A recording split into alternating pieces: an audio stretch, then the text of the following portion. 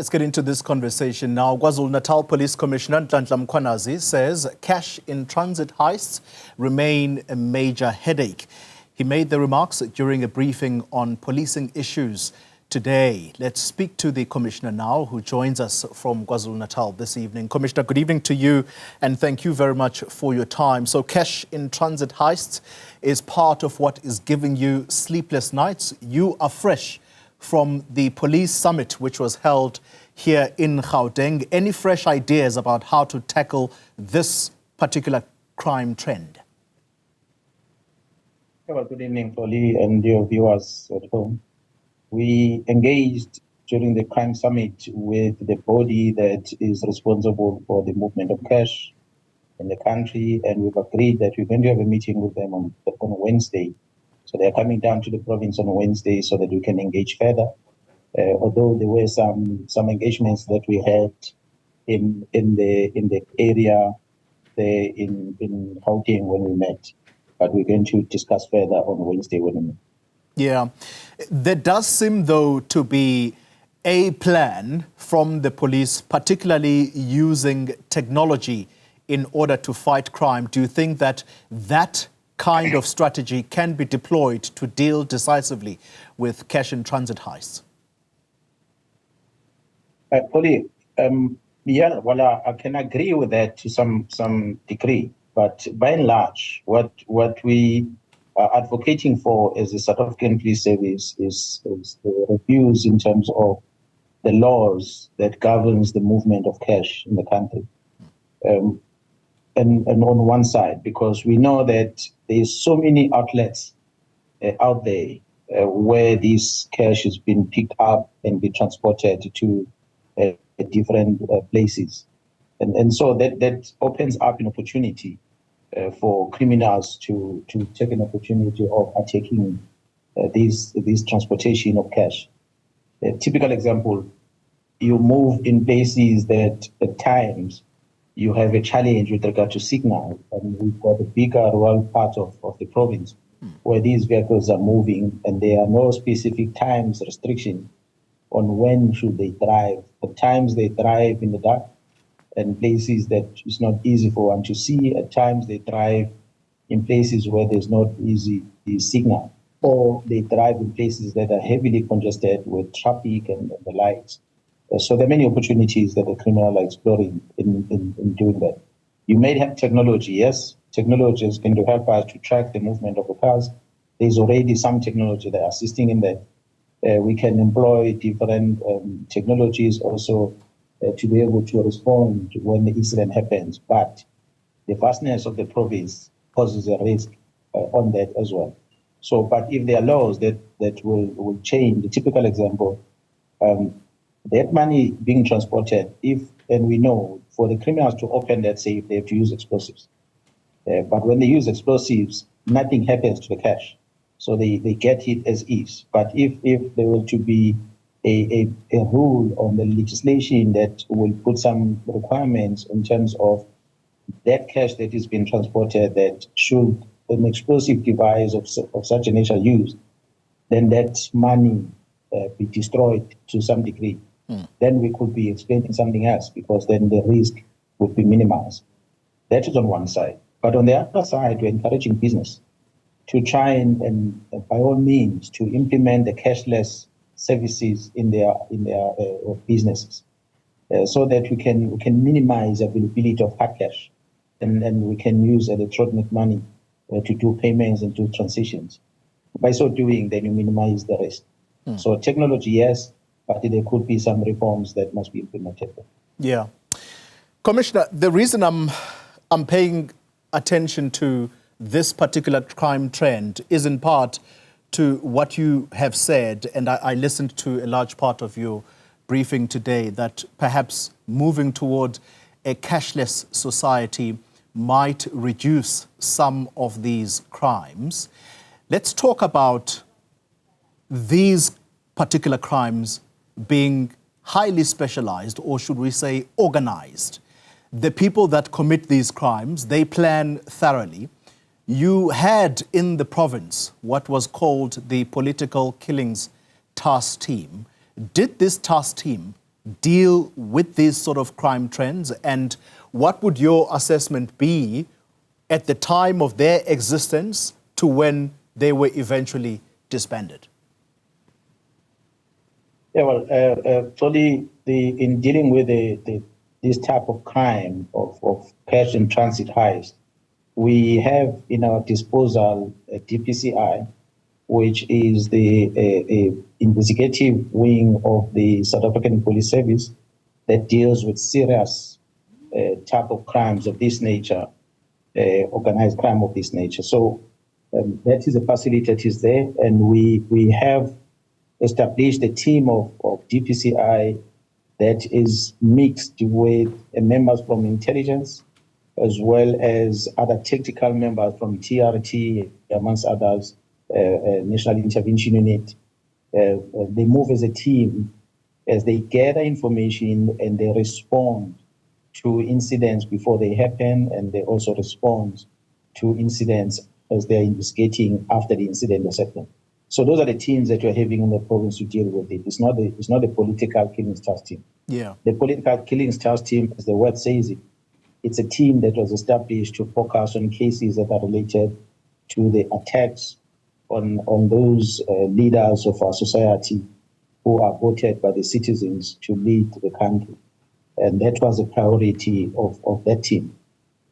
So the work of that team is not necessarily the same as what the cash in transit type of property is. Yeah. Were you happy with that dismantlement in any case? You talk about the political killings task team? Indeed.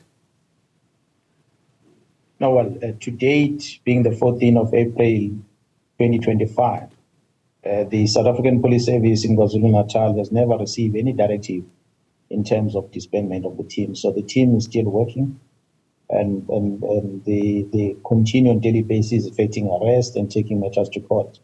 There are many cases that are in high court, many cases that are in a sensitive stage of investigation. So we have not necessarily received anything from the National Commission to tell us that we must disband the team yet. Well, according to statements, the police minister said that this team would transition into a murder and robbery unit within SARBs. Are you saying that that has not happened? I repeat again, Xoli, I am still here in the province. I have not received anything officially with regard to the future of the investigation of the cases that are involving the murders or attacks of politicians and other relevant parties. We have not received any directive as yet. So the status quo, as far as I'm concerned, remains until such time that we receive a directive from the National Commission. Yeah.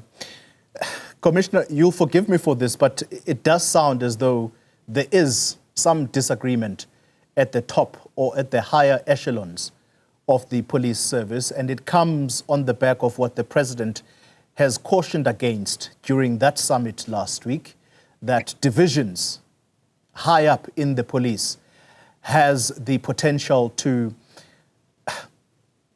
almost weaken the police's trust by members of the public. There has been a march that was proposed in your support. Can I ask you a direct question about whether or not you feel you are being targeted, your reputation, your person is being targeted? If indeed the answer is yes, for what reason are you being targeted?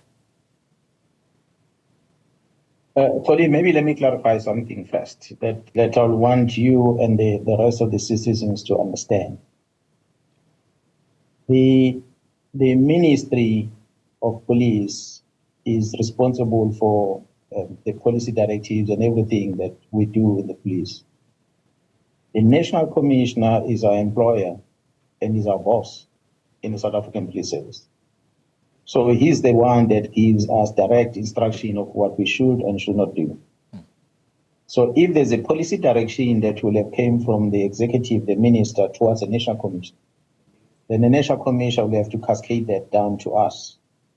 I was responding on the matter of the existence of the political killings task team, that I have not received any instruction from the National Commissioner in relation to the work of the task team. So what you're hearing on the passages in the public spaces about the engagement between the National Commission and the Minister, perhaps you must go and engage with the National Commission and the Minister on that.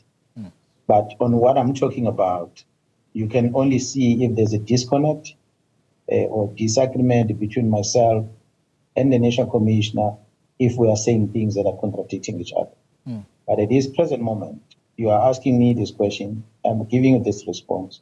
You can go to the National Commission and ask him the same question. I believe he'll give you the same response. Yeah. There are discussions that are happening. I know that one. Not necessarily that I'm part of it. I'm hearing from the colleagues as they are telling me. But those discussions are happening not involving myself and not necessarily involving the members that are working in that task team. Yeah. So I want to clarify that part. So as when the National Commissioner gives the instruction, he's my boss. He's the only National Commissioner that is responsible for policing in this country. So if he gives an instruction, we shall comply.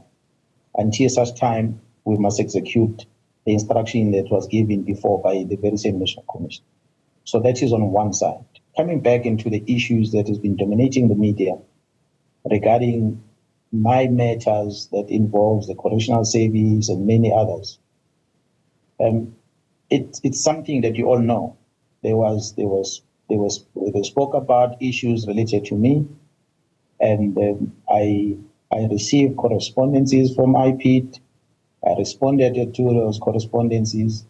I received inquiries from the newspapers, City Press in the main. I responded to those questions. So I believe that I've done everything that I could, that I should, that I'm responsible to do as a police officer in the South African Police Service. Yeah. So any other thing that is out there in the public space is really for those people that want to talk about.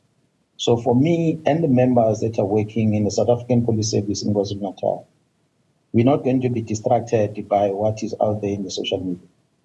Yes, it's never a nice thing to hear people saying negative things about you. But because we know that we are dealing with criminal syndicates, and we know that they're going to fight back in however way they can. So social media platforms are just but one of the methods they use to discredit a person, yeah, and try and demoralize one from doing what he's supposed to be doing. It's something we're expecting. Right. So as when it happens, we're able to accept it and move on. There's so many priorities out there, so many criminal cases that you need to solve out there. We should focus on that instead of focus on an individual. So it shouldn't be about one person. It can never be about one General Mkhwanazi when it comes to crime fighting in the province. Yeah. This province has got capable men and women in blue who are working very well in close partnership with business sector, security companies out there that are giving their resources free of charge, that are the members that are working very well with responsible communities out there. Yeah. Through the CPF structures and many other formations of the communities who are sick and tired of crime. So they give all the resources and the time to the South African Police Service as a family of community, business, and the law enforcement. We together are putting up a fight against criminals. Yeah. And if we continue with this trajectory, we are going to win. And it must only be that focus, not on one individual. Yeah. It's not one person that fights crime in this country. It's a collective effort. So let's focus on that. All right. And I'm going to end the conversation then on this particular question, Commissioner, and I'm raising it purely because there is a political party in Parliament that has raised the issue directly through a statement. And that is that there seems to be a troubled relationship between yourself and the Minister of Police. How would you describe your relationship with Minister Mkhunu? Is there a relationship to begin with? How do you relate with him? Well, as far as I'm concerned, we're still engaging in a professional manner with the minister. He called us to Gauteng for the summit. I met him in the summit, and we engaged and we talked about a lot of crime fighting issues. What happens outside the boardrooms, what happens outside the formal structures that we have in the police, unfortunately, I cannot talk about it because I wouldn't know. But as far as I'm concerned, in the workplace, what we see, it's a professional attitude that one is getting. But of course, you're going to be hearing people telling you about this and that and that. I'm one person that doesn't want to speculate. That's why when I hear something, I confront the person I asked about it. So when I receive a letter from IP where they made a reference to the minister, I communicated that thing via my commander, my national commissioner, to ask the minister whether he knows about this. And subsequent to that, I wrote a letter to the minister himself to ask him if did he register a complaint, which he responded that he did not. So I didn't want to speculate. And that's how I do, that's how I live my life. So if I suspect, I hear something that you've done, I'll challenge you straight up. But if you lie to me and you say you did not, and yet you know that you did, yeah, well, eventually the truth always come out. I believe in that, no matter how long it takes, but it will always come out. So you cannot hide it if that is the case. So I don't want to veer into perception that is out there. I'm not a politician. I can't get involved in the political space. So if anyone then will make some allegations, maybe they know something that I do not know. So therefore, I cannot comment on it. But as far as I'm concerned, I'm doing my work, and the National Commission is still happy with the work that we're doing in the province of KwaZulu-Natal. The minister himself, in many platforms where he was talking, he has been talking good about what we're doing as a police in the province. So we have never really received any criticism. So these side issues that are in the public space are things that I feel that they've got a reason why they are there, and we should not be derailed by them. Lieutenant General Nhlanhla Mkhwanazi, thank you very much for your time tonight. The KZN Police Commissioner talking to us.